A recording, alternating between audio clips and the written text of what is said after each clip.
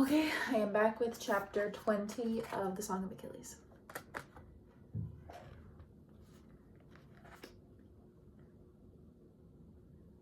We gained the beach and pulled the first ships onto the sand. Scouts were sent ahead to watch for further Trojan ambush, and guards were posted. Hot though it was, no one took off his armor. Quickly, while ships still clogged the harbor behind us, lots were drawn for the placement of each kingdom's camp. The spot assigned to the Athenians was at the farthest end of the beach, away from where the marketplace would be, away from Troy and all the other kings. I spared a quick glance at Odysseus. It was he who had chosen the lots. His face was mild and inscrutable as always. "How do we know how far to go?" Achilles asked. He was shading his eyes and looking north. The beach seemed to stretch on forever. "When the sand ends," Odysseus said. Achilles gestured our ships up the beach, and the Myrmidon captains began unsnarling themselves from the other fleet lines to follow. The sun beat down on us. It seemed brighter here, but perhaps that was only the whiteness of the sand. We walked until we came to a grassy rise springing from the beach. It was crescent-shaped, cradling our future camp at the side and back. At its top was a forest that spread east towards a glinting river. To the south, Troy was a smudge on the horizon. If the pick had been Odysseus's design, we owed him our thanks. It was the best of the camps by far, offering green and shade and quiet. We left the Myrmidons under Phoenix's direction and made our way back to the main camp. Every place we walked buzzed with the same activities, dragging ships onto the shore, setting tents, unloading supplies. There was a hectic energy to the men, a manic purpose. We were here at last. Along the way, we passed the camp of Achilles' famous cousin, towering Ajax, king of the Isle of Salamis. We had seen him from afar at Aulis and heard of the rumors. He cracked the deck of the ship when he walked. He had borne a bull a mile on his back. We found him lifting huge bags out of his ship's hold. His muscles looked as large as boulders. "Son of Telamon," Achilles said.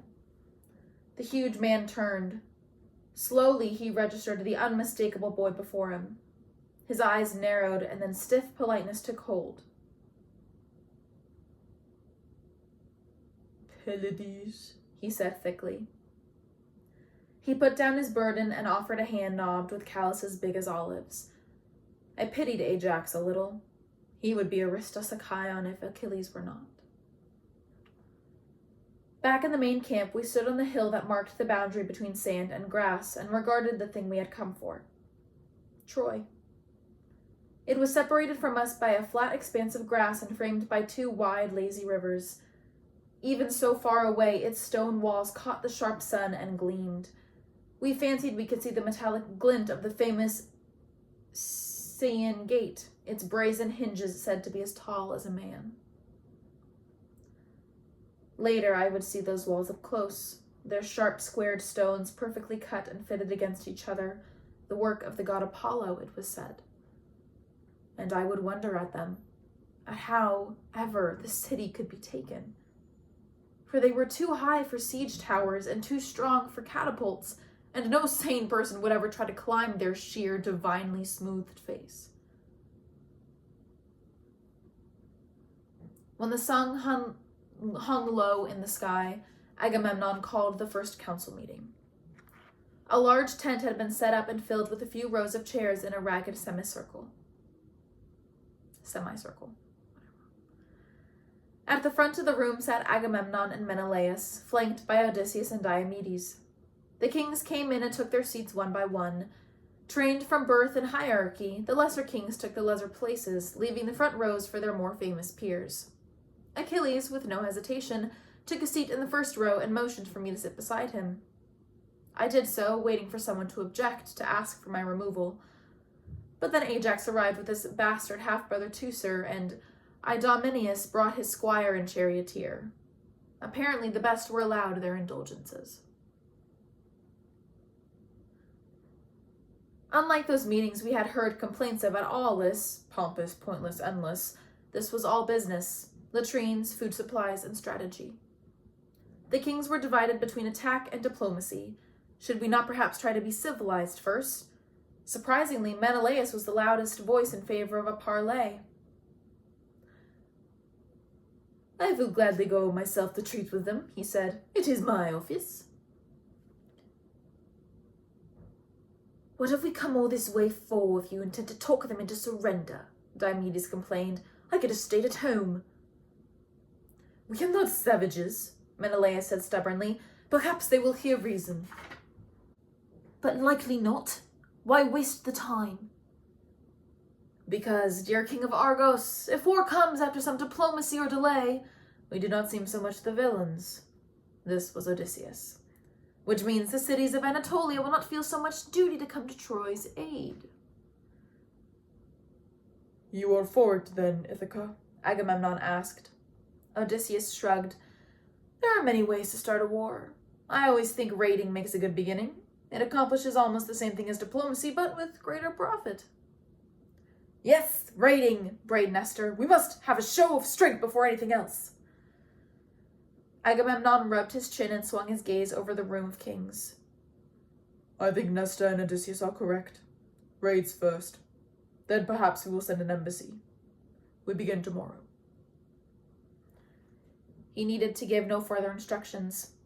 Raiding was typical siege warfare. You would not attack the city, but the lands that surrounded it that supplied it with grain and meat. You would kill those who resisted, make serfs of those who did not. All their food went now to you, and you held their daughters and wives as hostages to their loyalty. Those who escaped would flee to the city for sanctuary. Quarters would quickly grow crowded and mutinous. Disease would arise. Eventually, the gates would have to open, out of desperation, if not honor. I hoped that Achilles might object, declare that there was no glory in killing farmers. But he only nodded as if this were his 100th siege, as if he had done nothing but lead raids his whole life. One final thing. If there is an attack, I do not want chaos. We must have lines and companies. Agamemnon shifted in his chair, seemed almost nervous. Well, he might be. Our kings were prickly, and this was the first distribution of honor, the place in the line. If there was a rebellion against his authority, now would be the time. The very thought of it seemed to anger him, and his voice grew rougher. This was a frequent fault of his. The more precarious his position, the more unlikable he became. Menelaus and I will take the center, of course. There was a faint ripple of discontent at that, but Odysseus spoke over it. Very wise, King of Mycenae. Messengers will be able to find you easily. Exactly so. Agamemnon nodded briskly, as if that had indeed been the reason. To my brother's left will be the Prince of Thea, and to my right, Odysseus. The wings will be Diomedes and Ajax. All of these were the most dangerous positions, the places where the enemy would seek to flank or punch through. They were therefore the most important to hold at all costs, and the most prestigious. The rest shall be determined by lot. When the murmur had died, Agamemnon stood. It is settled. We begin tomorrow. Raids at sunup. The sun was just setting as we walked back up the beach to our camp. Achilles was well pleased. One of the greatest places of primacy was his, and without a fight. It was too soon for dinner, so we climbed to the grassy hill that lay just beyond our camp, a thin thrust of land emerging from the woods. We stopped there a moment, surveying the new camp and the sea beyond. The dying light was in his hair, and his face was sweet with evening. A question had burned in me since the battle on the ships, but there had been no time before now to ask it. Did you think of them as animals, as your father said? He shook his head. I did not think at all. Over our heads, the gulls screamed and wheeled. I tried to imagine him bloodied and murderous after his first raid tomorrow. Are you frightened? I asked, the first call of a nightingale in the trees at our backs. No, he answered. This is what I was born for. I woke the next morning to the sound of Trojan waves against the Trojan shore. Achilles still drowsed beside me, so I left the tent to let him sleep. Outside, the sky was as cloudless as the day before, the sun bright and piercing, the sea throwing off great sheets of light. I sat and felt the drops of sweat prick and pool against my skin. In less than an hour, the raids would begin. I had fallen asleep thinking of it. I had woken with it. We had discussed already that I would not go. Most of the men would not. This was a king's raid, picked to grant first honors to the best warriors. It would be his first real kill. Yes, there had been the men on the shore the previous day, but that had been a distant thing, with no blood that we could see. They had fallen almost comically from too far away to see their faces or pain.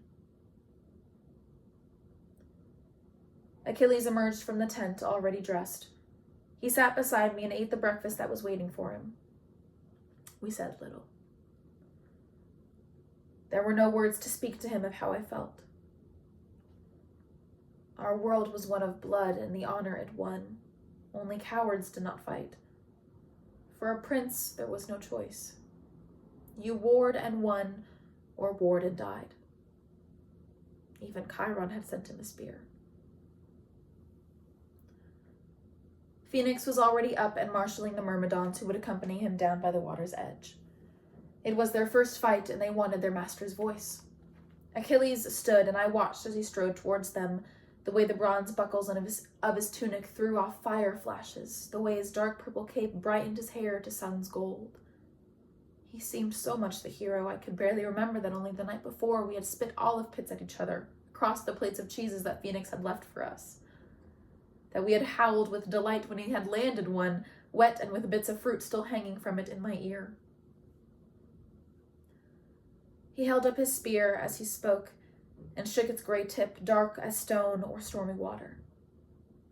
I felt sorry for other kings who had to fight for their authority or wore it poorly, their gestures jagged and rough. With Achilles, it was graceful as a blessing, and the men lifted their faces to it as they would to a priest. After, he came to bid me farewell. He was life-size again and held his spear loosely, almost lazily. "Will you help me put the rest of my armor on?" I nodded and followed him into the cool of the tent, past the heavy cloth door that fell closed like a lamp blown out. I handed him bits of leather and metal as he gestured for them, covering for his upper thighs, his arms, his belly. I watched him strap these things on one by one, saw the stiff leather dig into his soft flesh, skin that only last night I had traced with my finger. My hand twitched towards him, longing to pull open the tight buckles to release him, but I did not. The men were waiting.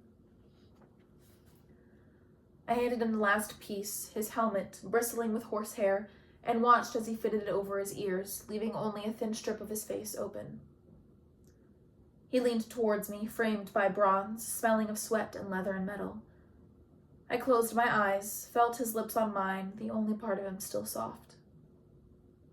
Then he was gone. Without him, the tent seemed suddenly much smaller, close and smelling of the hides that hung on the walls. I lay on our bed and listened to his shouted orders, then the stamps and snorts of horses.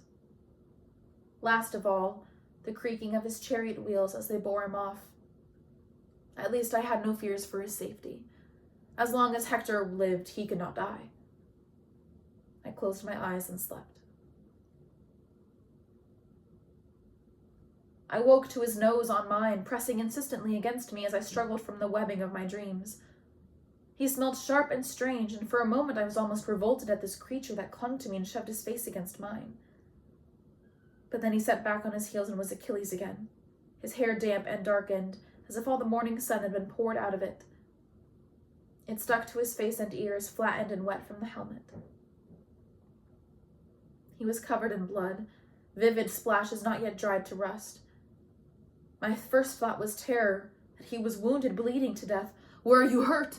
I asked. My eyes raked him for the source of the blood. But the spatter seemed to come from nowhere. Slowly, my sleep-stupid brain understood. It was not his. "They could not get close enough to touch me," he said. There was a sort of wondering triumph in his voice. "I did not know how easy it would be. Like nothing, you should have seen it. The men cheered me afterwards." His words were almost dreamy. "I cannot miss. I wish you had seen." "How many?" I asked. 12. 12 men with nothing at all to do with Paris or Helen or any of us. Farmers. There was a bitterness to my voice that seemed to bring him back to himself. They were armed, he said quickly. I would not kill an unarmed man. How many will you kill tomorrow, do you think? I asked. He heard the edge in my voice and looked away. The pain on his face struck me and I was ashamed. Where was my promise that I would forgive him? I knew what his destiny was and I had chosen to come to Troy anyway. It was too late for me to object simply because my conscience had begun to chafe. I'm sorry, I said. I asked him to tell me what it was like, all of it, as we had always spoken to each other. And he did. Everything. How his first spear had pierced the hollow of a man's cheek, carrying flesh with it as it came out the other side. How the second man had fallen struck through the chest. How the spear had caught against his ribcage when Achilles tried to retrieve it. The village had smelled terrible when they left it, muddy and metallic with the flies already landing. I listened to every word, imagining it was a story only. As if it were dark figures on an urn he spoke of instead of men. Agamemnon posted guards to watch Troy every hour of every day. We were all waiting for something, an attack or an embassy or a demonstration of power. But Troy kept her gates shut, and so the raids continued. I learned to sleep through the day so that I would not be tired when he returned. He always needed to talk, then, to tell me down to the last detail about the faces and the wounds and the movements of men. And I wanted to be able to listen, to digest the bloody images, to paint them flat and unremarkable onto the vase of posterity, to release him from it and make him Achilles again. And that's the end of chapter 20.